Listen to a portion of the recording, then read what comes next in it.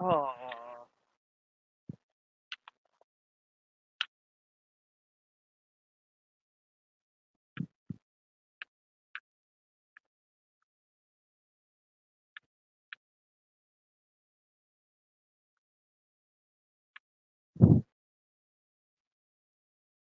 Well, that was fun. What a way to start this video. Spencer German with you for the Dog Check podcast. Actually, I need give me 1 second. I'm sorry, guys. I gotta go grab something. Hold on.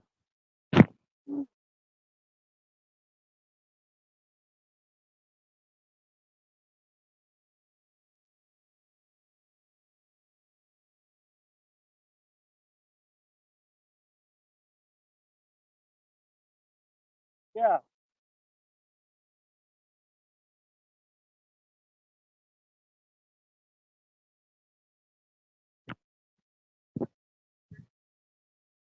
Yeah. All right. Well, that was fun. Gotta love when the sprinklers come on here post game. Spencer German with you, part of the Dog Check podcast, part of the Believe Network of podcasts. Happy to be with you from Huntington Bank Field, where the Browns fall today, 27-10 was your final score, and drops the Browns obviously to 2-7 on the season, which just about I think puts sort of the nail in the coffin for this team, making some miraculous comeback to pull that off. It's gonna. I mean, at this point, guys, you kind of understand what it's going to take to be able to make the playoffs and get back to that point as in the season where they were a year ago, which had everybody excited about the future of this team and the potential of this team moving forward. And so it's an unfortunate sort of symbolic end to all that because it's disappointing because I did think coming into this game that this was kind of an inflection point for the season, a chance for the Browns to either get a win and you can talk yourself into over the course of the next week when they're on a bye this idea of, well, hey, when they get on the other side of this bye, maybe they come out, they can get a win against the Saints, they can get a win over the Steelers, they can rally a little bit if they're 3-6 and at least get you to a point where end of November, early December, you're going to be having meaningful football to talk about and watch and come to the stadium and consume.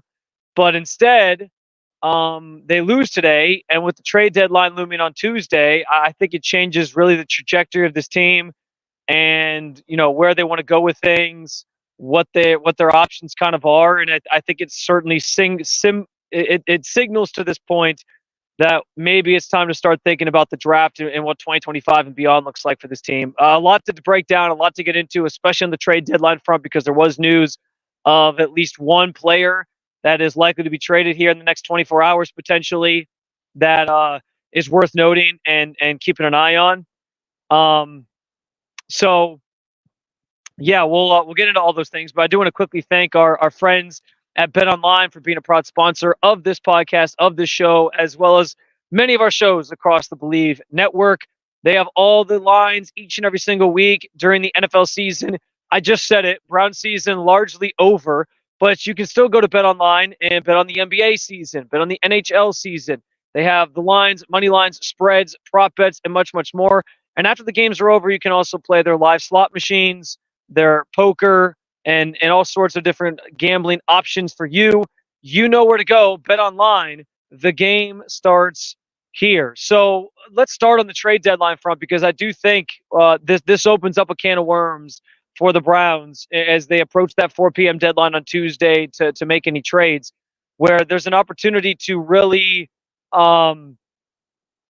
maybe sell off a few pieces and parts and get draft picks back in return. And I think what's interesting here, because a couple weeks ago when the team was 1-5, 1-6, everybody was clamoring for fire sale, just, trade everybody, start from scratch. I want to make it clear, like in the NFL, that's not usually the way that these things work.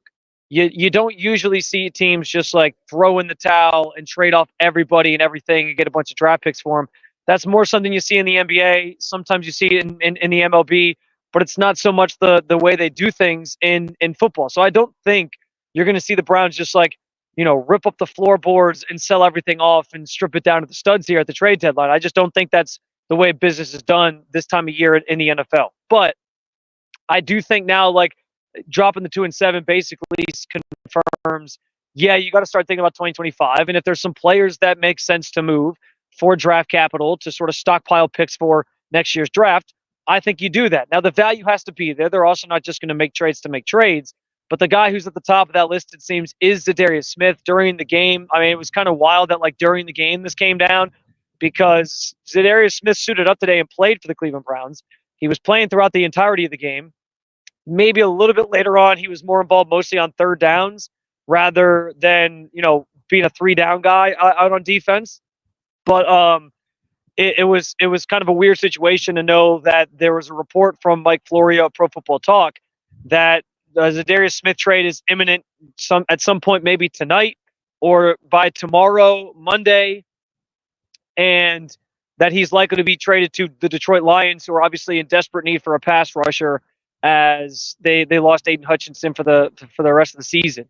So, like, all those things make sense. It was just kind of eerie and strange to have it come down like during a game when somebody's actually out there in the field, very baseball-like in that way, where you hear about guys getting like scratched from a lineup because they've been traded.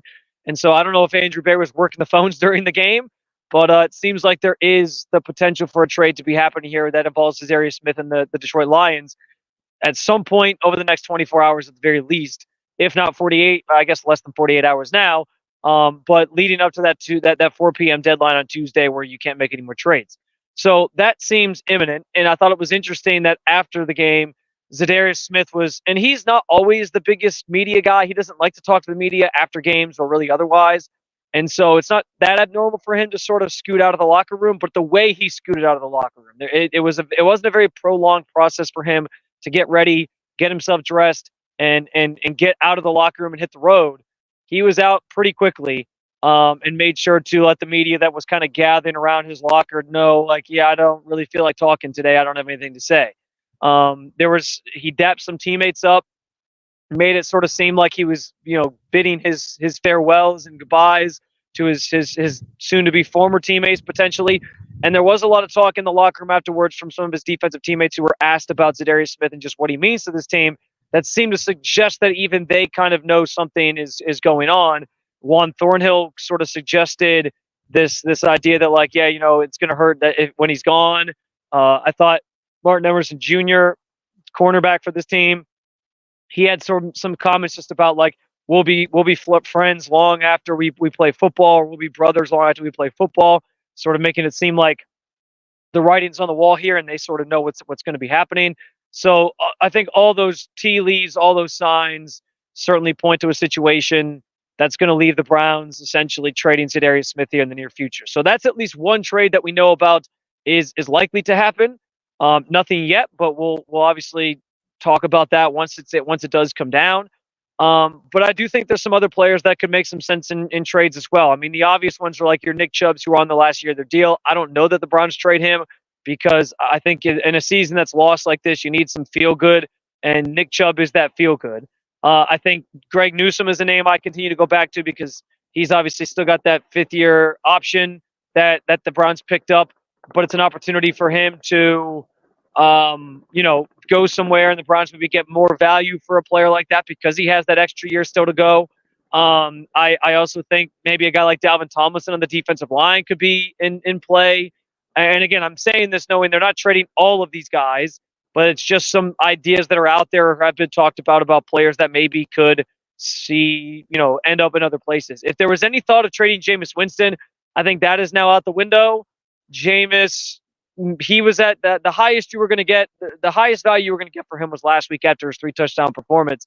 I don't know that after today where he throws 3 picks, that teams are just clamoring to get Jameis Winston. So I don't even know that the value's there for a player like that. And Kevin Stefanski did say that's the quarterback for this team moving forward. So we'll see how that all plays out. There is a conversation there, I think, in regards to, is it worth still playing Jameis? Are you trying to see if he can be sort of a bridge quarterback for you next year? Or do you maybe pivot to Dorian Thompson-Robinson and see if there's anything viable there from a quarterback standpoint that you can sort of bank on and lean on as a future player on your roster or a future even backup quarterback on your roster? So all those decisions now kind of come to a head with a loss today. Those things could have been suppressed for a little bit longer maybe. We could have been talking about a team that, hey, how do they get back to the playoffs? What do they have to do to get there? that would have been a fun conversation to have over the course of the next couple of weeks. But this loss today, I think, does sort of put all those hopes and dreams to an end, and makes us have to face the harsh reality about this team moving forward for the rest of the 2024 campaign. There's 8 games to go after the bye week. They got the Saints on the road, bunch of division games still. Maybe they can play spoiler down the stretch. But yeah, like these conversations are real, especially the trade ones coming up here in the next 24 to 48 hours. Now, from a game standpoint, I mentioned Jameis Winston, and in 2 games, fans here in Cleveland basically, you got the full Jameis Winston experience. He goes from throwing 3 touchdowns last week to 3 interceptions this week, and that's Jameis in a nutshell. I mean, it's a microcosm of his 30-30 season that he had in Tampa Bay, where he threw 30 touchdowns and 30 interceptions. Where it's just kind of what he does. He's certainly risk averse, or he's not risk adverse. He's a risk taker. He's a gunslinger. He throws it into tight spots that sometimes are problematic. There was 3 interceptions today, but he threw a couple other passes that easily could have been interceptions as well.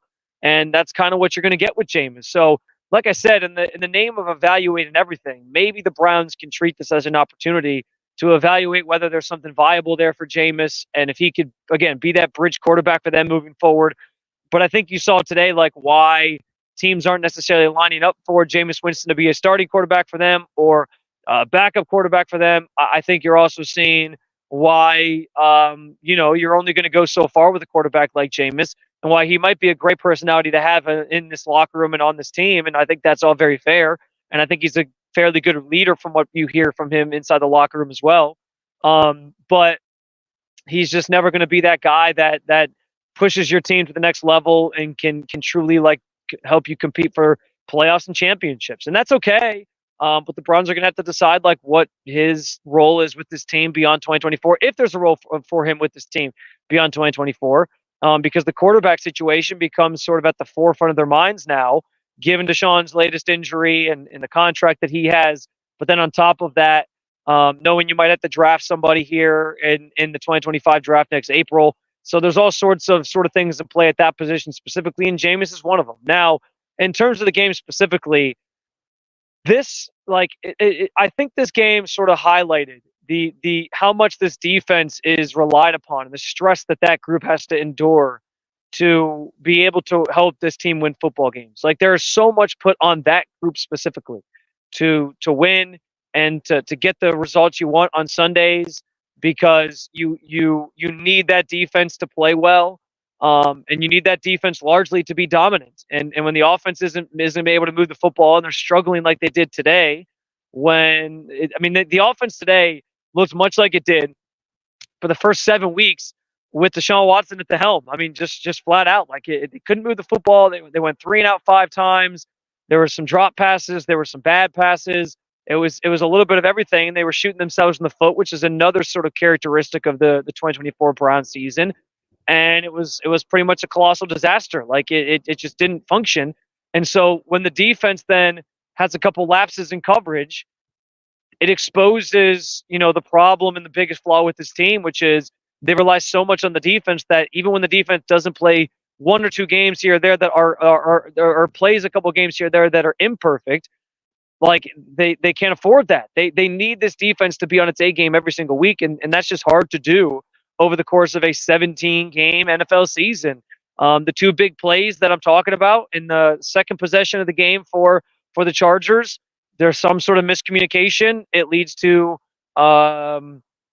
it leads to a wide open wide receiver for Joshua Palmer, wide open down the sideline, and he scores a 28-yard touchdown. And the thing that sucked about that moment was the Browns, on 2 different instances, as the Chargers got close to the end zone, had them backed up in 3rd and longs. It was 3rd and 17, and then they committed an offsides penalty or an encroachment penalty that made it 3rd and 12, and then they converted it. And then a couple plays later, they got him in 3rd and 20 after a Chargers penalty backed him up, and they give up the 28-yard touchdown pass to Joshua Palmer. So it was that, and then there was a drive, several drives later for the Chargers in the second quarter, where Quentin Johnston breaks free on a very similar sort of situation. Miscommunication between Juan Thornhill, Denzel Ward. He streaks down the sideline. 66 yards later, he's in the end zone for a touchdown, and that kind of opened the floodgates because the Browns go 3 and out. Chargers get the ball back. They go down and score again. 14 quick unanswered points in a game that previously was 10-3 Chargers, and they've blown it wide open and basically like put it out of reach for a Browns offense that couldn't do anything today. So like those two moments were again just it highlighted the high stress that this defense is under at all times to be perfect, and you're not always going to get that from this group, and we saw that today, and we saw what the result was. In that same vein, yes, like the miscommunication issues are a problem, and after the game, Denzel Ward took credit for both of the big lapses there. He said it was his fault. One, Thornhill sort of backed off of that and said, I'm not going to let him, take the blame on all those, and it's kind of on all of us to communicate these things better. I asked a lot of guys about, like, is that a green dot problem? Because we know today Mahamoud Diabate was wearing the green dot with JOK out and obviously Jordan Hicks out. And he said no, like the green dot's getting the plays to us. It's about us as a secondary communicating things that we're seeing. And if we're checking out of certain coverages, like making sure we all see each other and hand signal and do these different things. So I found it interesting. Guys are trying to be held accountable. They're trying to sort of be responsible for things, but in the same breath, like there was no firm answer on like who was really to blame, and we might never know those. And obviously, it's hard to speculate on social media. You can just look at the tape and say, well, it's this guy's fault, it's that guy's fault, and I hate doing that because you never know the coverage, you never know the call. But yeah, like those are things that just should not happen with a veteran defensive back group that's been there and done that and seen these things and didn't have this issues like this very much at all last year. And all of a sudden this year, there seems to be some of that coming back. And it was reminiscent of Browns fans. You guys remember this all too well. A couple of years ago with Joe Woods, that was like the calling card of Joe Woods' defense was the secondary having a miscommunication, giving up big plays. I mean, it looked like it was flashbacks to 2022. Like truly, it was just bad. And it's something that Jim Schwartz has largely been able to sort of eliminate with this team, and that the players have all generally been able to eliminate. But today it became a problem. The most of the Chargers' yards came, or were when you account for the Chargers and the number of yards they had, I forget how many yards they had exactly. It was 300 and something, but I think like over 200 of those yards came legitimately on like 6 or 7 plays that played out throughout this game that were just big chunk plays down the field. I can't help. That can't happen. So I understand the fact that the defense has to play nearly perfect week after week for this team to have a chance, and that's that's not necessarily fair to them when the offense is going 3 and out so much and not doing much of anything and barely having a pulse. But in the same breath, like these are problems that we thought had been fixed with this team, and for them to come out in a game that could have sort of changed a once lost season could have made it meaningful is maybe a good way to put it. It was disappointing to see so many lapses today, so many miscues today, and that they kind of reverted back to the team that they were before the Ravens win. And that's what's frustrating too, because that Ravens win felt like it could have been like a momentum builder for this team. It did. I mean, guys in the locker room, there was a different buzz about the group this week. There was guys saying that like this one win could be the thing that propels them moving forward into making some sort of magical run to the postseason potentially. So just all that was frustrating. And I thought they'd play better in a game that really could have got some nice things rolling for this team going into this home stretch of the season on the other side of the bye week. So it's unfortunate. It is. And I do feel bad for you Browns fans, because I'll say this. I noticed this pregame. Like last week, it seemed like there was a lot of empty seats pregame. And they sort of filled out, but it still felt like it was a pretty empty stadium. This week, this place was pretty packed. There were still some empty spots when kickoff, by the time kickoff was happening, but I felt like the stadium was more filled. There was more people in the stands trying to be supportive of this team, because there was finally some hope again that they might turn things around and work some magic like they did last year. And so for them to lay an egg the way that they did, I felt badly that you got kind of like a tease of hope, a tease of maybe something special about the 2024 season brewing, and it all kind of goes to the wayside, and you throw it out the window with how the game played out today, and another loss that gets you to 2-7, where now we've talked about the margin for error. The margin for error at this point is basically zero. There's so much said about, like, if you can get to 10-7, you got a shot. If you can get to 9-8, you have a shot. That means you can maybe lose one more game the rest of the way. I think the Browns are going to struggle when you have teams like the Chiefs on your schedule. A lot of division games and a very, very tough division still to come. A Broncos team that obviously is pretty good still to this point. They've put up some pretty good numbers and done some pretty good things. So this schedule ain't easy, and it's going to be a challenge that the Browns hope to accomplish any of those things.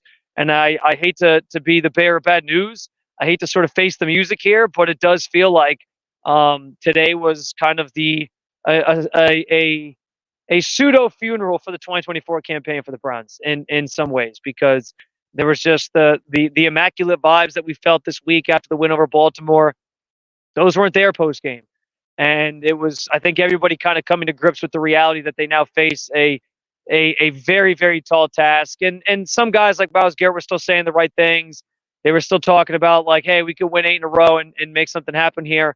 But we all know that seems very, very unlikely at this point. And so reality's here. It didn't come in the form we expected it. I don't think this season in any ways has gone the way we expected it to go.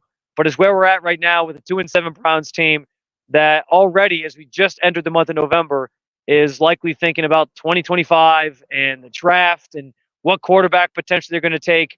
And I hate that we're here. I really do. I'm here. You're here. We're in this together. But I hate that we have to be here together. All right. I'm going to get out of here because those sprinklers that got me in the beginning of this video, they turned off. And so it's like a game of whack-a-mole. I don't know if another one's going to turn on right behind me at any second. So I'm going to leave you with some those will be my final thoughts for you here on this episode of the Dog Check. Again, I appreciate you guys jumping on in with us. We will react as we always do later in the week, midway through the week, with our good friend Eric Metcalf, former Cleveland Browns legend. Looking forward to seeing how he felt about this one. I think he picked the Browns to win this week. I think he did.